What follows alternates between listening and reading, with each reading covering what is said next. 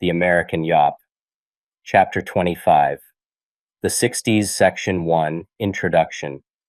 Perhaps no decade has been so immortalized in American popular memory as the 1960s, couched in the colorful rhetoric of peace and love, complemented by stirring images of the civil rights movement, and fondly remembered for its music, art, and activism. The decade symbolized for many people the hope for a more inclusive, forward-thinking nation.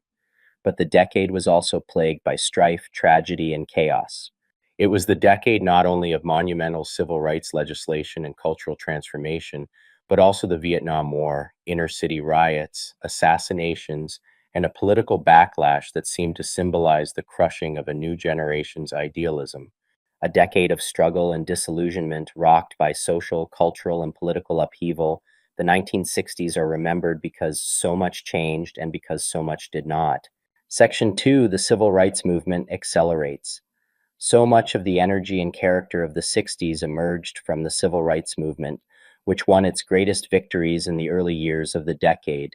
The movement itself was changing. Many of the civil rights activists pushing for desegregation in the 1950s were middle class and middle-aged. By the 1960s, a new student movement arose whose members wanted swifter, broader, and more immediate changes in the segregated South. Confrontational protests, marches, boycotts, and sit-ins accelerated. The tone of the modern U.S. civil rights movement changed at a North Carolina department store in 1960 when 4 African-American students participated in a sit-in at a whites-only lunch counter. The 1960 Greensboro sit-ins established a formula. Black and white activists sat at segregated lunch counters in defiance of segregation practices, refusing to leave until being served and willing to be ridiculed, attacked, and arrested if they were not. Inaction perpetuated segregation. Sit-ins and the broader array of direct action tactics that followed were designed to break apart the Southern status quo by finally forcing the issue. Store owners facing sit-ins, for instance, could desegregate and incur the wrath of segregationists, or refuse service and draw the ire of black customers, and white liberals photographers captured violent counter-protests by white crowds, images that stirred sympathies across the nation or close altogether conceding profits. Many campaigns succeeded not only in their narrow aims but in proving the viability of direct action. Woolworth's department stores desegregated within a month of the sit-ins, prompting copycat demonstrations across the South. Many black Southerners refused any longer to wait patiently for desegregation. Increasingly disenchanted with the seemingly distant professionalized civil rights leadership of older Southern ministers, Ella Baker left King's Southern Christian Leadership Conference, SCLC, and helped organize the Student Nonviolent Coordinating Committee, SNCC, often pronounced SNCC, that year. She embraced the direct grassroots action of student activists such as Julian Bond, Stokely Carmichael, Diane Nash, John Lewis, and countless others who would push the civil rights movement in a new, more confrontational direction. The following year, in 1961, activists innovated a variation of the sit-in by participating in what became known as the Freedom Rides. Members of the Congress of Racial Equality, CORE, organized interstate bus rides to test a Supreme Court ruling that outlawed segregation on public buses and trains, which many Southern states had ignored. An interracial group of Freedom Riders boarded buses in Washington, D.C., with the intention of sitting in integrated patterns on the buses as they traveled through the Deep South. On the initial rides in May 1961, the riders encountered fierce resistance in Alabama. Angry mobs composed of KKK members and other locals stopped the buses in Anniston, firebombing one and beating the activists who escaped. The remaining bus continued to Birmingham, where the local police department granted a mob composed of Klan members and other locals 15 minutes of freedom to bloody the riders at the city's Greyhound terminal. Additional freedom rides launched through the summer and generated national attention amid additional violent resistance. Ultimately, the Interstate Commerce Commission enforced integrated interstate buses and trains in November 1961.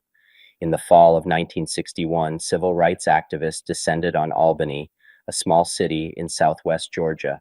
Albany may have seemed an unlikely place for the civil rights movement to rally, but the city, known for its entrenched segregation and racial violence, attracted local and regional civil rights activism that coalesced as the Albany Movement, a coalition of civil rights organizers that included locals as well as members of SENCC, the SCLC, and the NAACP.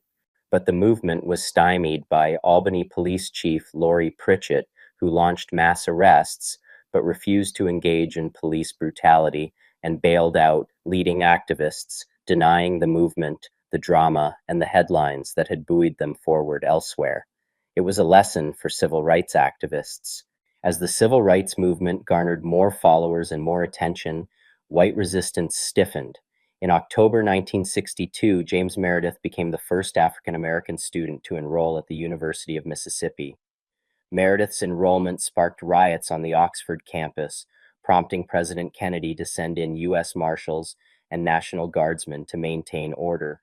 On an evening that became known as the Battle of Ole Miss, segregationists clashed with troops in the middle of campus, resulting in 2 deaths and hundreds of injuries.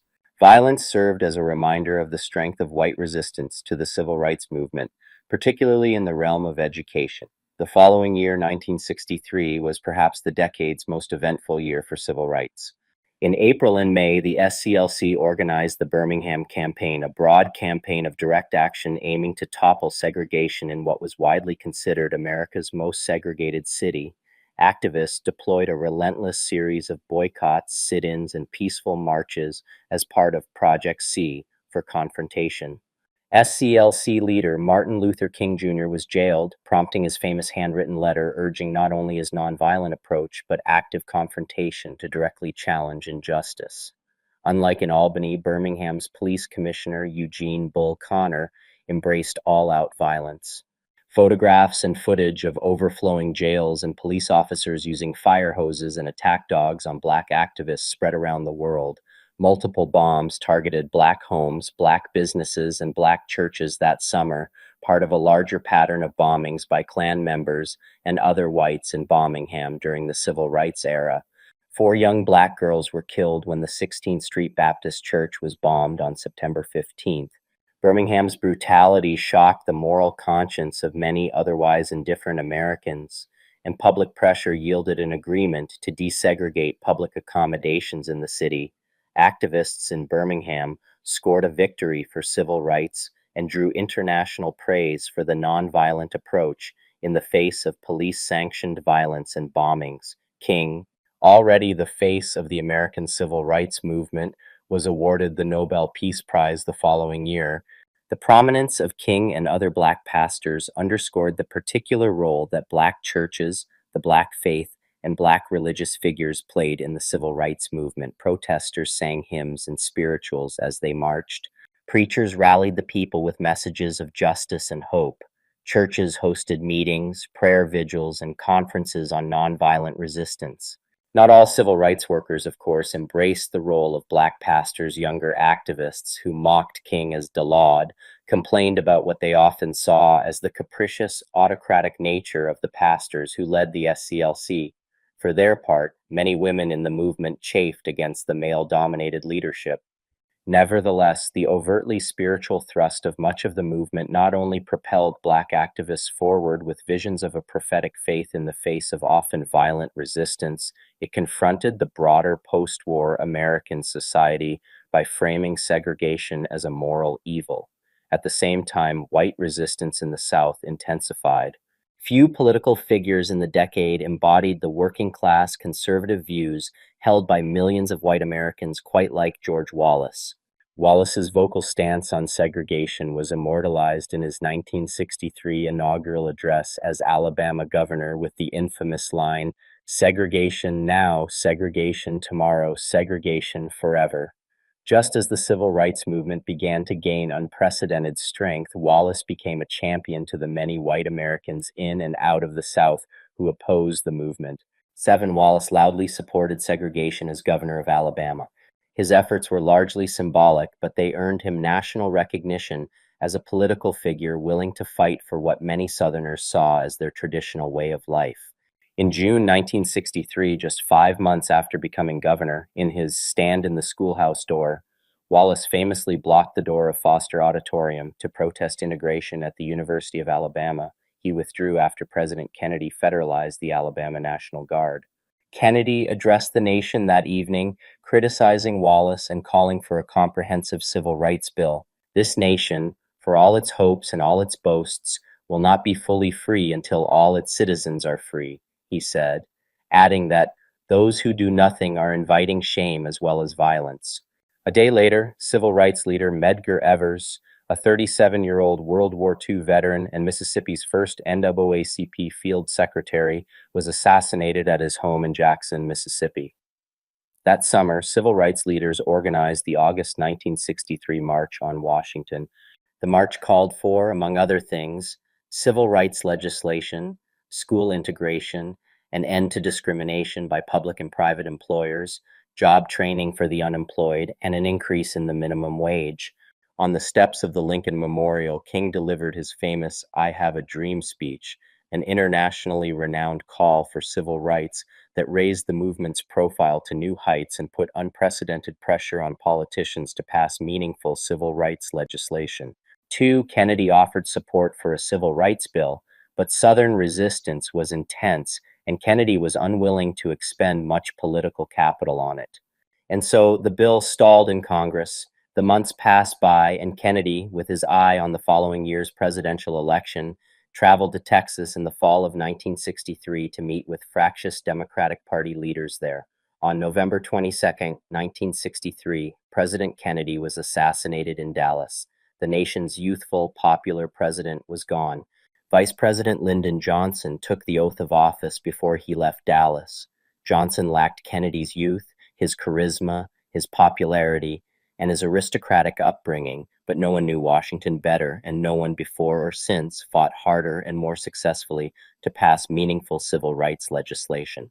Raised in poverty in the Texas Hill Country, Johnson scratched and clawed his way up the political ladder. Both ruthlessly ambitious and keenly conscious of poverty and injustice, he idolized Franklin Roosevelt and the New Deal. Johnson, a 55-year-old white Southerner with a thick Texas drawl, embraced the civil rights movement. He took Kennedy's stalled civil rights bill, ensured that it would have teeth, and navigated it through Congress. The following summer, he signed the Civil Rights Act of 1964, widely considered to be among the most important pieces of civil rights legislation in American history. The Comprehensive Act barred segregation in public accommodations and outlawed discrimination based on race, ethnicity, gender, and national or religious origin. The civil rights movement created space for political leaders to pass legislation, and the movement continued pushing forward. Direct action continued through the summer of 1964 as student-run organizations like Sennec and CORE helped with the Freedom Summer in Mississippi, a drive to register African American voters in a state with an ugly and extensive history of disenfranchisement. Freedom Summer campaigners set up schools for African American children.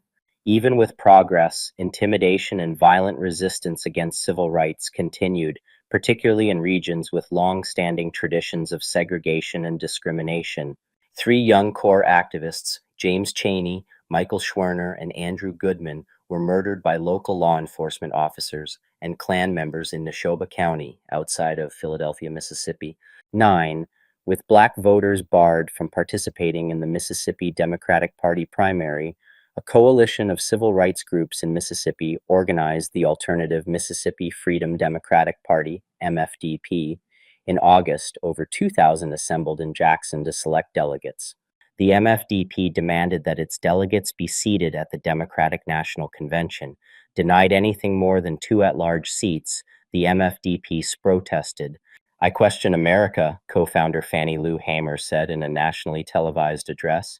"Is this America, the land of the free and the home of the brave, where we have to sleep with our telephones off the hooks because our lives be threatened daily, because we want to live as decent human beings in America?" she asked. Activists kept fighting.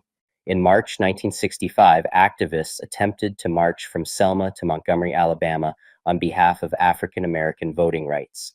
In a narrative that had become all too familiar, what became known as Bloody Sunday, March 7, 1965, featured peaceful protesters being attacked by white law enforcement with batons and tear gas. After they were turned away violently a second time, marchers finally made the 50-mile trek to the Alabama state capitol later in the month. Coverage of the first march prompted President Johnson to present the bill that became the Voting Rights Act of 1965, an act that abolished voting discrimination in federal, state, and local elections.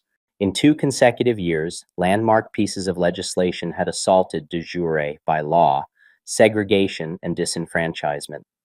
Section 3, Lyndon Johnson's Great Society. On a May morning in 1964, President Johnson laid out a sweeping vision for a package of domestic reforms known as the Great Society.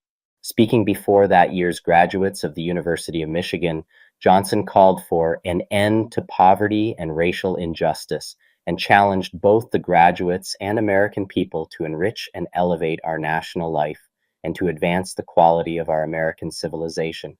At its heart, he promised, the Great Society would uplift racially and economically disenfranchised Americans, too long denied access to federal guarantees of equal democratic and economic opportunity, while simultaneously raising all Americans' standards and quality of life.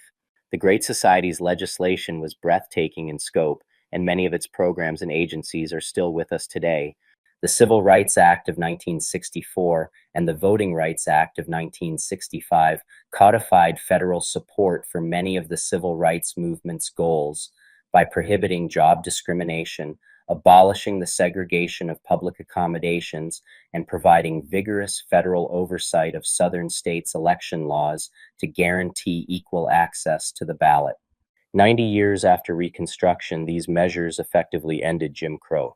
Moreover, the Immigration and Nationality Act of 1965, or the Hart-Celler Act, abolished the national origins quota regime established by the 1924 Reed-Johnson Act.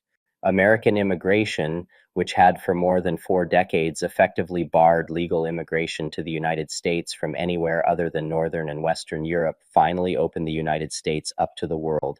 Despite promises from Senator Ted Kennedy that it will not upset the ethnic mix of our society, the new law forever reshaped the demographics of the nation.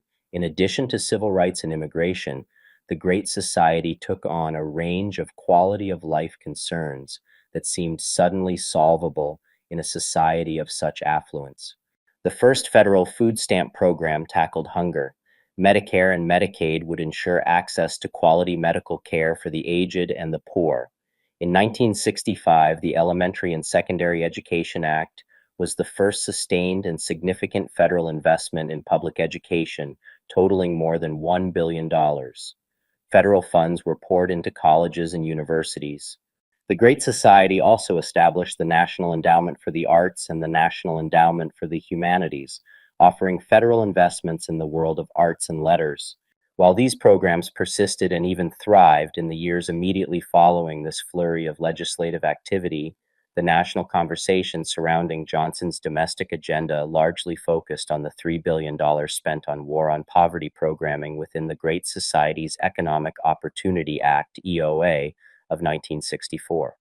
No EOA program was more controversial than Community Action, considered the cornerstone anti-poverty program.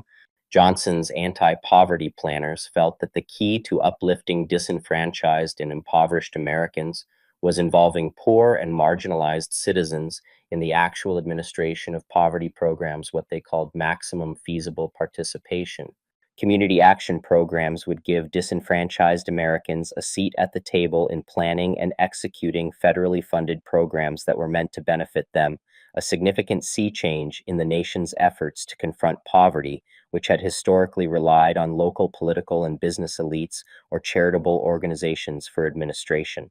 In fact, Johnson himself had never conceived of poor Americans running their own poverty programs. While the president's rhetoric offered a stirring vision of the future, he had singularly old-school notions for how his poverty policies would work. In contrast to maximum feasible participation, the president imagined a second New Deal, local elite-run public works camps that would instill masculine virtues in unemployed young men. Community action agencies almost entirely bypassed local administrations and sought to build grassroots civil rights and community advocacy organizations, many of which had originated in the broader civil rights movement. Despite widespread support for most Great Society programs, the war on poverty increasingly became the focal point of domestic criticisms from the left and the right.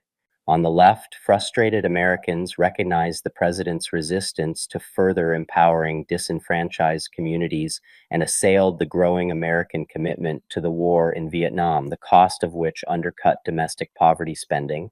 As racial unrest and violence swept across urban centers, critics from the right lambasted federal spending for unworthy citizens. Johnson had secured a series of meaningful civil rights laws, but then things began to stall. Days after the ratification of the Voting Rights Act, race riots broke out in the Watts neighborhood of Los Angeles. Rioting in Watts, triggered by an act of police violence, stemmed from local African American frustrations with residential segregation, police brutality, and racial profiling. Waves of riots rocked American cities every summer thereafter. Particularly destructive riots occurred in 1967, 2 summers later in Newark and Detroit. Each resulted in deaths, injuries, arrests, and millions of dollars in property damage. In spite of Black achievements, struggles persisted for many African Americans. The phenomenon of white flight, when whites in metropolitan areas fled city centers for the suburbs, often resulted in resegregated residential patterns, the economic collapse of urban centers, and the decimation of tax bases and city services. Limited economic and social opportunities for those left behind bred despair.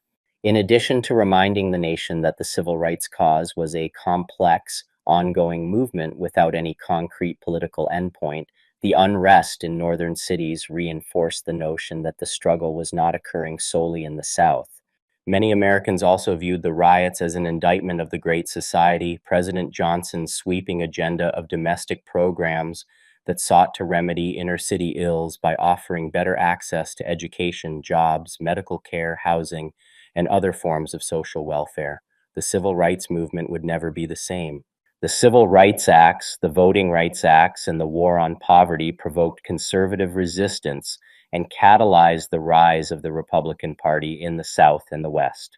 However, subsequent presidents and Congresses left intact the bulk of the Great Society, including Medicare and Medicaid, food stamps, federal spending for arts and literature, and Head Start. Even community action programs, so fraught during their few short years of activity, empowered future generations of community activists who had never before felt, as one put it, that this government is with us. For all of their many accomplishments, Johnson's domestic programs frustrated both ends of American political spectrum and suffered neglect when Johnson turned his attention to the international stage. Section 4. The Origins of the Vietnam War. American involvement in the Vietnam War began during the post-war period of decolonization. The Soviet Union backed many nationalist movements across the globe, but the United States feared the expansion of communist influence and pledged to confront any revolutions aligned against Western capitalism. The domino theory, the idea that if a country fell to communism, then neighboring states would soon follow governed American foreign policy. After the communist takeover of China in 1949, the United States financially supported the French military's effort to retain control over its colonies in Vietnam, Cambodia, and Laos. Between 1946 and 1954, France fought a counterinsurgency campaign against the nationalist Viet Minh forces, led by Ho Chi Minh, fighting for an independent Vietnam. The United States assisted the French war effort with funds, arms, and advisors, but it was not enough. On the eve of the Geneva Peace Conference in 1954, Viet Minh forces defeated the French army at Dien Bien Phu. The conference temporarily divided Vietnam into two separate states until UN-monitored elections occurred. But the United States, fearing a communist electoral victory, blocked the elections. The temporary partition became permanent. The United States established the Republic of Vietnam, or South Vietnam, with the US-backed Ngo Dinh Diem as prime minister. Diem, who had lived in the United States, was a committed anti-communist. Diem's government, however, and its Army of the Republic of Vietnam, ARVN, could not contain the communist insurgency seeking the reunification of Vietnam.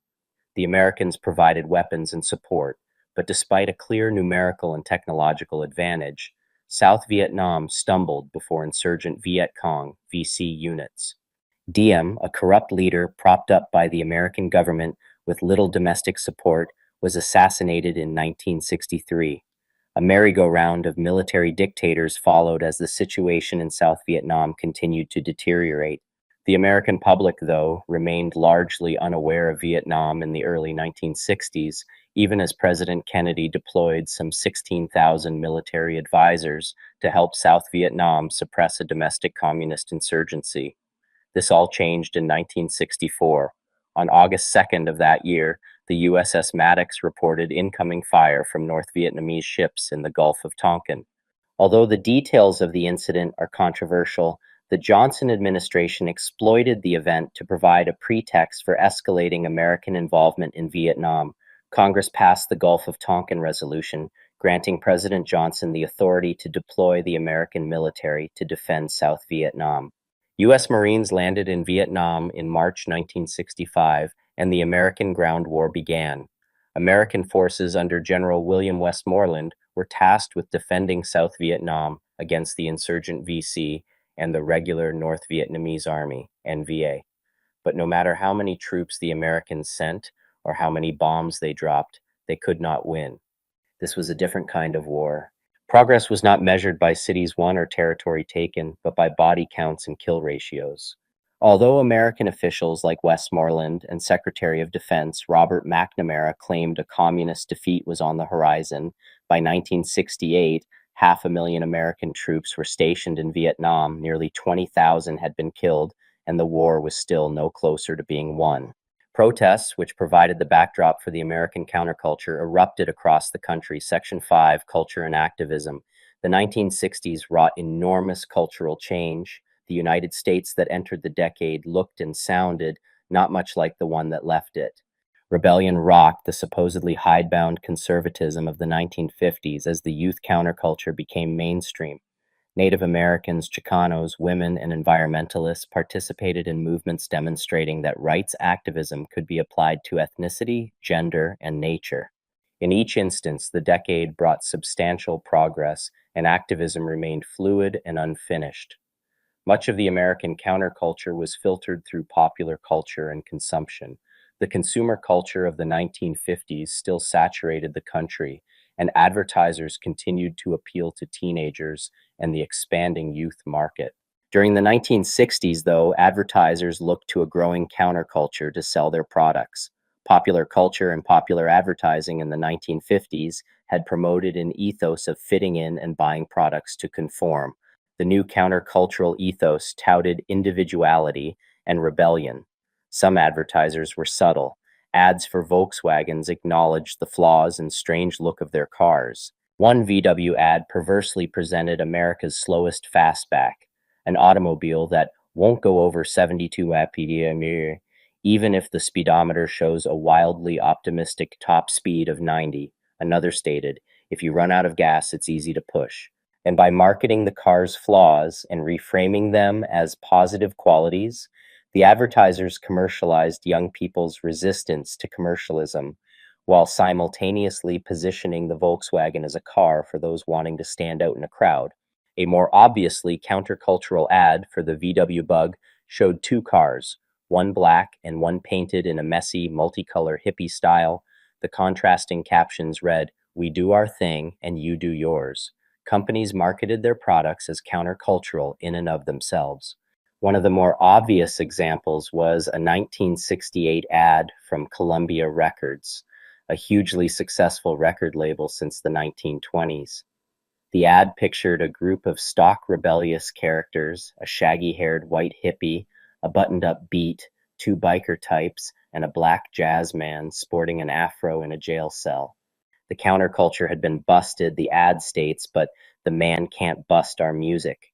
Merely buying records from Columbia was an act of rebellion, one that brought the buyer closer to the counterculture figures portrayed in the ad.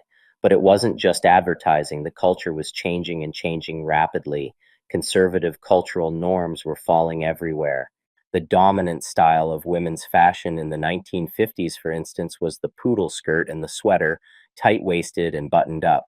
The 1960s ushered in an era of much less restrictive clothing. Capri pants became popular casual wear, skirts became shorter, When Mary Quant invented the miniskirt in 1964, she said it was a garment in which you could move, in which you could run and jump.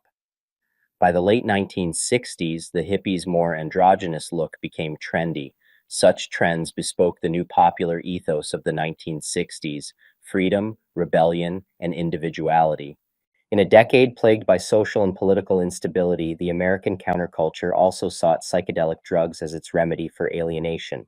For middle class white teenagers, society had become stagnant and bureaucratic. The New Left, for instance, arose on college campuses frustrated with the lifeless bureaucracies that they believed strangled true freedom. Lysergic acid diethylamide, LSD, began its life as a drug used primarily in psychological research before trickling down into college campuses and out into the society at large. The counterculture's notion that American stagnation could be remedied by a spiritual psychedelic experience drew heavily from psychologists and sociologists. The popularity of these drugs also spurred a political backlash. By 1966, enough incidents had been connected to LSD to spur a Senate hearing on the drug, and newspapers were reporting that hundreds of LSD users had been admitted to psychiatric wards. The counterculture conquered popular culture.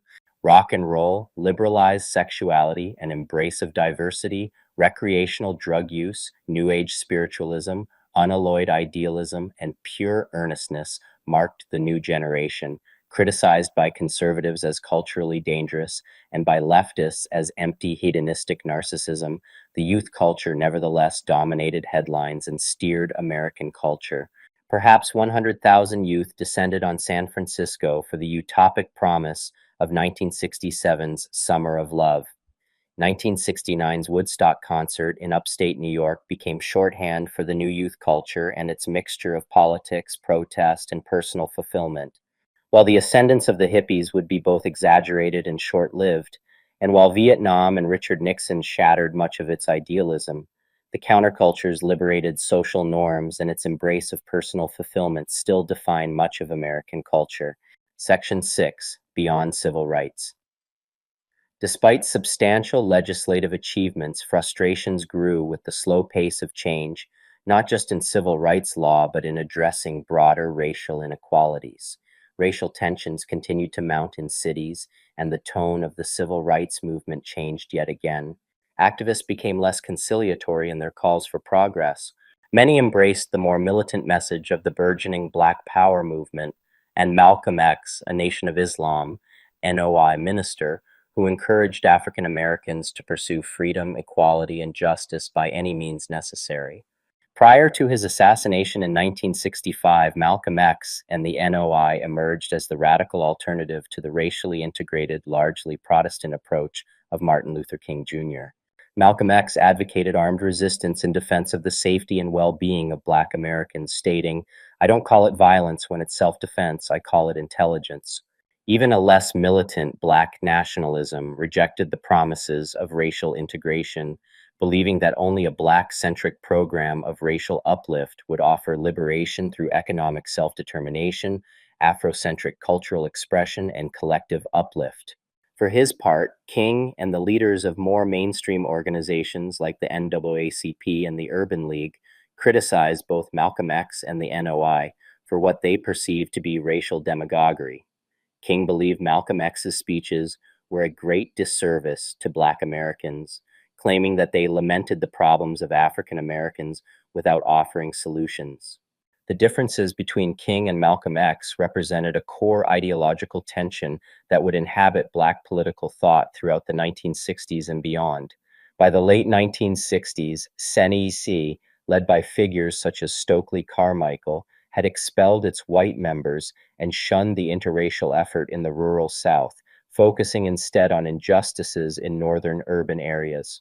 After President Johnson refused to take up the cause of the Black delegates in the Mississippi Freedom Democratic Party at the 1964 Democratic National Convention, SNCC activists became frustrated with institutional tactics and turned away from the organization's founding principle of nonviolence. The organization later changed its name from the Student Nonviolent Coordinating Committee to the Student National Coordinating Committee. This evolving, more assertive movement called for African Americans to play a dominant role in cultivating Black institutions and articulating Black interests, rather than relying on more moderate interracialist approaches. At a June 1966 civil rights march, Carmichael told the crowd, "What we're going to start saying now is Black Power." The slogan not only resonated with audiences, it also stood in direct contrast to King's Freedom Now campaign. The political slogan of Black Power could encompass many meanings, but at its core, it stood for the self determination of Black people in political, economic, cultural, and social organizations. Carmichael asserted that Black Power means Black people coming together to form a political force. For others, it meant armed self defense. Even in the South, groups such as the Deacons for Defense and Justice, which emerged in Louisiana in 1964, began arming themselves to protect Black activists against racial violence. But Black armed resistance would find its most popular expression outside of the South. In 1966, Huey Newton and Bobby Seale formed the Black Panther Party for Self-Defense in Oakland, California. The Black Panthers became the standard bearers for direct action and self-defense, using the concept of decolonization in their drive to liberate Black communities from white power structures. The revolutionary organization also sought reparations and exemptions for Black men from the military draft. Citing police brutality and racist governmental policies, the Black Panthers aligned themselves with the other people of color in the world against whom America was fighting abroad. Although many white Americans were most struck by the Panthers' open display of weapons, military-style dress, and Black nationalist beliefs, the party was committed to racial uplift. Their 10-point plan included employment, housing, and education. The Black Panthers worked in local communities to run survival programs that provided food, clothing, medical treatment, Afrocentric education, and drug rehabilitation. They focused on modes of resistance that empowered Black activists on their own terms. But African Americans weren't the only Americans working to assert themselves in the 1960s. The successes of the civil rights movement and growing grassroots activism inspired countless new movements. In the summer of 1961, for instance, frustrated Native American university students founded the National Indian Youth Council, NIYC, to draw attention to the plight of Indigenous Americans. In the Pacific Northwest, the council advocated for tribal fishermen to retain immunity from conservation laws on reservations, and in 1964, held a series of fish-ins. Activists and celebrities cast nets and waited for the police to arrest them. 25. The NIYC's militant rhetoric and use of direct action marked the beginning of what was called the Red Power movement, an intertribal movement designed to draw attention to Native issues and to protest discrimination. The American Indian Movement, AM, and other activists staged dramatic demonstrations. In November 1969, dozens began a year-and-a-half-long occupation of the abandoned Alcatraz Island in San Francisco Bay. In 1973, hundreds occupied the town of Wounded Knee, South Dakota, site of the infamous 1890 massacre, for several months. Meanwhile, the Chicano movement in the 1960s emerged out of the broader Mexican-American civil rights movement of the post-World War II era. The word Chicano was initially considered a derogatory term for Mexican immigrants, until activists in the 1960s reclaimed the term and used it as a catalyst to campaign for political and social change among Mexican Americans. The Chicano movement confronted discrimination in schools, politics, agriculture, and other formal and informal institutions. Organizations like the Mexican American Political Association, MAPA, and the Mexican American Legal Defense Fund, MALDF, buoyed the Chicano movement and patterned themselves after similar influential groups in the African American civil rights movement. Cesar Chavez became the most well-known figure of the Chicano movement, using nonviolent tactics to campaign for workers' rights in the grape fields of California.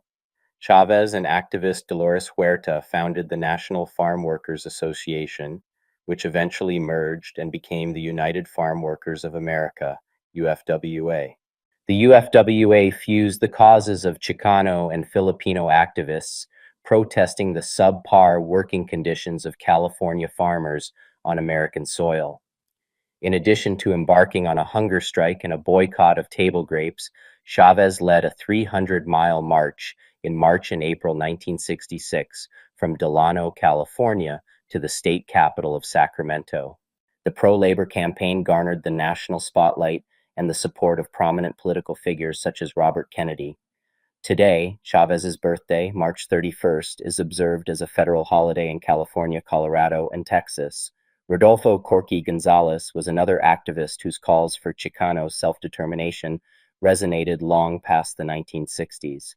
A former boxer and Denver native, Gonzalez founded the Crusade for Justice in 1966, an organization that would establish the first annual Chicano Liberation Day at the National Chicano Youth Conference. The conference also yielded the Plan Espiritual de Aztlan, a Chicano nationalist manifesto that reflected Gonzalez's vision of Chicanos as a unified, historically grounded, all-encompassing group fighting against discrimination in the United States. By 1970, the Texas-based La Raza Unida political party had a strong foundation for promoting Chicano nationalism and continuing the campaign for Mexican-American civil rights. The feminist movement also grew in the 1960s, rooted in activism that stretched back to the suffragists and the quest for the Equal Rights Amendment.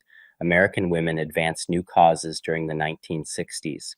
Soon the country felt the groundswell of a rising feminist consciousness. An older generation of women who preferred to work within state institutions figured prominently in the early part of the decade. When John F. Kennedy established the Presidential Commission on the Status of Women in 1961, former First Lady Eleanor Roosevelt headed the effort. The Commission's official report, a self-declared invitation to action, was released in 1963. Finding discriminatory provisions in the law and practices of industrial, labor, and governmental organizations, the Commission advocated for changes, many of them long overdue, in the conditions of women's opportunity in the United States. Change was recommended in employment practices, federal tax and benefit policies affecting women's income, labor laws, and services for women as wives, mothers, and workers. This call for action, if heeded, would ameliorate the types of discrimination primarily experienced by middle and upper-class white working women, all of whom were used to advocating through institutional structures like government agencies and unions. The specific concerns of poor and non-white women lay largely beyond the scope of the report. Betty Friedan's The Feminine Mystique hit bookshelves in 1963, the same year the Commission released its report. Friedan had been active in the union movement and was by this time a mother in the new suburban landscape of post-war America. In her book, Friedan called it the problem that has no name, and the action helped many a white middle-class American woman come to see her dissatisfaction as a housewife not as something wrong with her marriage or with herself, but as a social problem experienced by millions of American women. Friedan observed that there was a strange discrepancy between the reality of our lives as women and the image to which we were trying to conform, the image that I came to call the feminine mystique.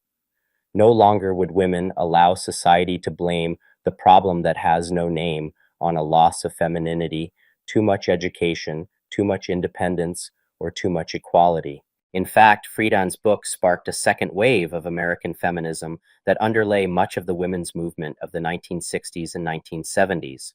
In 1966, frustrated by the toothlessness of the Equal Opportunity Commission job ads, were still largely segregated by sex, and American firms often explicitly designated lower pay for women and the inabilities of existing organizations to address those frustrations. Friedan and other feminist leaders spearheaded the creation of the National Organization for Women, NOW, in the belief that the time has come for a new movement toward true equality for all women in America. Many feminists joined consciousness-raising groups. These groups met in women's homes and at women's centers, providing a safe environment for women to discuss everything from sex discrimination to women's self-image. The goals of consciousness raising were to increase self-awareness and to validate the experiences of women. Women involved in the New Left and civil rights movement, for instance, found that while male organizers were eager to address issues of race and social class equality, discussion of sexism were often met with ridicule. 35. In 1965, for instance, Casey Hayden and Mary King circulated a memo on sexism in the civil rights movement, in which they captured the reaction of men to their call for women's equality, pointing out that Very few men can respond non-defensively, since the whole idea is either beyond their comprehension or threatens and exposes them. The usual response is laughter. Groups such as the Red Stockings, formed in 1969 to defend and advance the women's liberation agenda, rejected the idea that women were responsible for their own oppression and instead pointed to larger societal powers and cultural forces. Groups framed such individual experiences as examples of society-wide sexism and insisted that the personal is political. Consciousness raising groups created a wealth of personal stories that feminists could use in other forms of activism and crafted networks of women from which activists could mobilize support for protests. The variety of lived experiences in the United States meant that different women experienced the world in different ways. The women's movement, if it can be so termed, in the 1960s was necessarily a complex constellation of ideas, goals, and organizations that approached women's inequality from different points of view. Mothers on Welfare, for instance, began to form local advocacy groups in addition to the National Welfare Rights Organization, founded in 1966. Mostly Black, these activists fought for greater benefits and more control over welfare policy and implementation. Women like Johnny Tillman successfully advocated for larger grants for school clothes and household equipment, in addition to gaining due process and fair administrative hearings prior to termination of welfare entitlements.